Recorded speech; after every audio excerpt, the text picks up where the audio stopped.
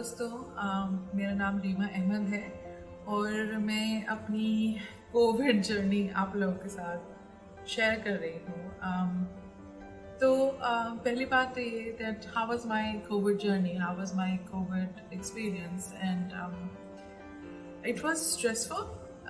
I don't remember as such any feeling of fear, but my first thought was about my elderly parents and about my child, especially because I'm a single mom and we don't have a lot of family here except for my parents and me, who could have taken care of my son in that situation.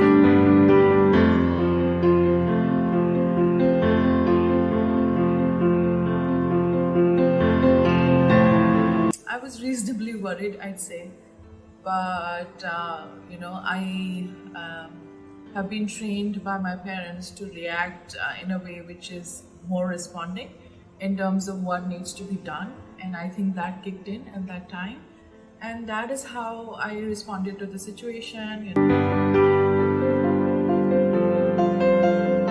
Asked people to take care of things and help me out and all of that, and completely isolated myself. Physically, it was a huge strain, and I had what is called the prolonged COVID syndrome, and it took about 2.5 months to completely recover, and it was very exhausting. I had difficulty concentrating for a long time afterwards, and there was this terrible weakness in the body. But in terms of isolation, I was pretty okay.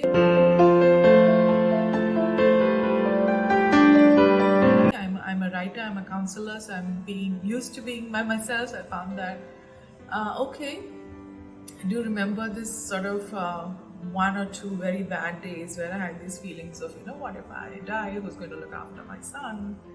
And I sort of assured myself that your son has probably absorbed whatever it is that you were meant to give him by now, and it is okay. Whatever is meant to be will be. And then I got better. So one of the things that I'm most grateful for during the time that I was sick is for the help that I got from my cook. Who is not just my cook, I call her Baji. She's my family, she's as dear to me as my sisters, and she took care of me at tremendous risk to herself. She stayed with my family, she took care of my parents, she took care of my kid, she stayed with us for a good 20 days. And there is nothing that I can say or do or give her that can replace that dedication and that commitment and that care that she showed me at that time, and I'm so grateful for that. I think it is at times like these you realize that relationships are not based on money or blood. There are some relationships which are so beautiful, and they just change the way you respond to people around you. Baji has taught me a lot, and I'm so grateful.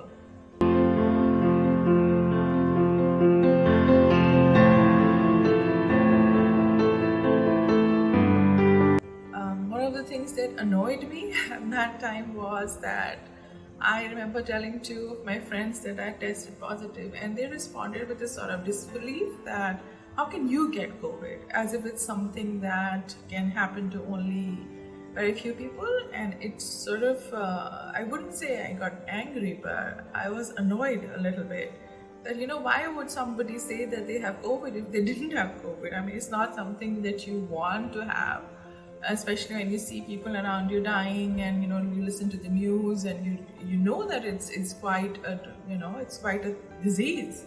It jarred, but then I understood that maybe their sense of disbelief also came from a place of concern, that they didn't want to believe that I was so sick. And the one person that I actively reached out to at that time is my neuro-linguistic programming trainer, my teacher, Bhavna Nisima, and so I had just enrolled in her course.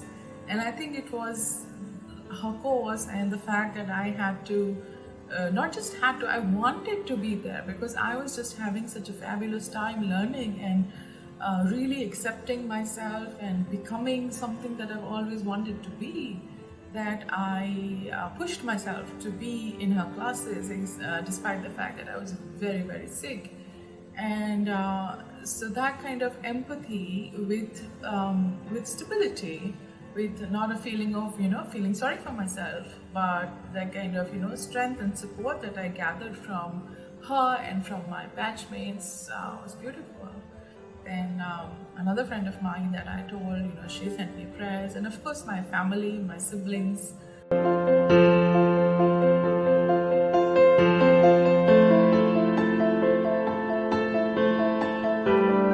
We've all been blessed with this wicked sense of humor where we keep each other laughing even when we're in very terrible situations, and we would keep laughing and joking about things, and that really kept me, sort of in a good spirits. And my father, especially, is a very calm, composed person. I don't know how he does it. He's tremendous. He's amazing, and it was just so beautiful and empowering to see him not break down or not go into worry. I'm sure he worried, but he didn't pass it on to me. He was just there, and we would chat on WhatsApp. With my son, again, I had worried so much that it would be very difficult. How is he going to cope? How is he going to do this? But children have this marvelous ability to surprise you. They are so resilient, and in my son, who's nearly 13, I observed changes in that short period of time that have lingered on, and in a very positive, resourceful way. He shifted to his own room. He's doing a lot of his stuff himself. He's not that clingy anymore, and it was just very supportive during that time. And it took him, he's a very loving bacha, and he likes to give me a lot of hugs and kisses, and we cuddle a lot, and we read together in bed. So that sort of break in routine was difficult for both of us. I missed him, and I couldn't sleep, and he couldn't sleep, but we would talk through the door. And as I would do the same with my mom, like she wanted to come and check on him and check on me, and I would just ask her to, no mom, please. So it was difficult, but then you see how beautifully children adapt, and how beautifully they learn to be, accepting of situations that are different. And that has given me so much hope and so much belief in the fact that he's going to be okay. That, life may get very difficult and very challenging, but he's going to be all right. And that's something that I would like to share to all parents out there, and especially single parents, that it's like a double bind for us. We can't really rely on a partner to shoulder our share of the responsibility, or our share of the affection, or our share of just the physical presence that our children need. But if you are able to sort of calm yourself and transmit that energy, that sense of acceptance of whatever it is, and resolution about trying to do the best that you can, I think your children absorb it, and they see you functioning in a certain way. They see you not panicking, they see you being okay, and they also try to do the best they can, and they're amazing. And that's something that I really like to share with all of you, that you may worry and you may feel like, oh my god, what's going to happen if something happens to my child and all of that, but I think they'll be okay. And that's my biggest takeaway from that period of illness and separation from my son, that I may not be there for him all the time, but he will manage, and he is managing beautifully. And we've come a lot closer after that, and it's been some experience, yeah, I'll say. I mean, I'm glad I didn't conk off, because I plan to do many things with my life, and I'm very grateful to God and life itself, and all the support that I got. So yes, it was difficult. It was very hard physically.